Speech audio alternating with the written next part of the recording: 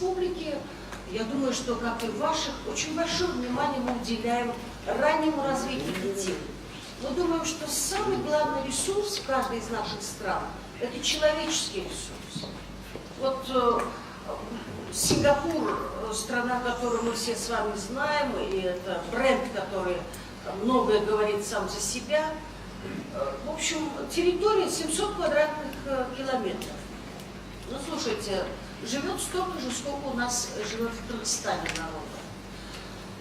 И они остались, когда отделились от Малайзии, без воды, вот на этой крошечной территории. И они поняли, что главное – это человеческий ресурс. Я читала буквально на днях, как Шимон Перес, еще живой, приехал в Киев, и молодежи рассказывала, что когда-то нам тоже досталась земля, которая была святой и пустой, тоже без воды, без ничего. И они поняли, что только человек может изменить эту землю.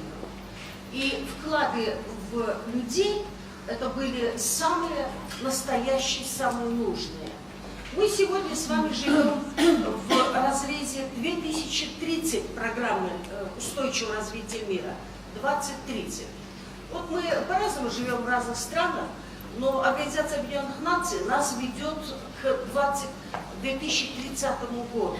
И выравнивает почти 200 стран ООН, говорит, вот вы все должны примерно придерживаться вот таких параметров.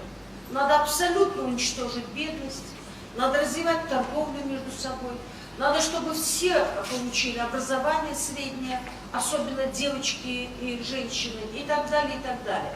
Вот такие параметры.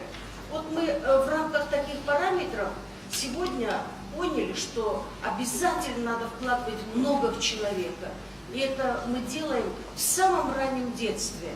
Мы в Кыргызстане над этим очень много работаем. Вот девочка подрастает, потом в мировой сейчас практике говорится, самые лучшие инвестиции это в девочек. Самые выгодные инвестиции это в девочек. Девочка – будущая мать, женщина, инвестиции в женщин, они дают прямой эффект в экономику, потому что 90% того, что заработала женщина, она вкладывает в образование, в здоровье своих детей, в социальную защиту. То есть вот женщина оказывается весьма ключевым таким звеном в развитии всей экономики.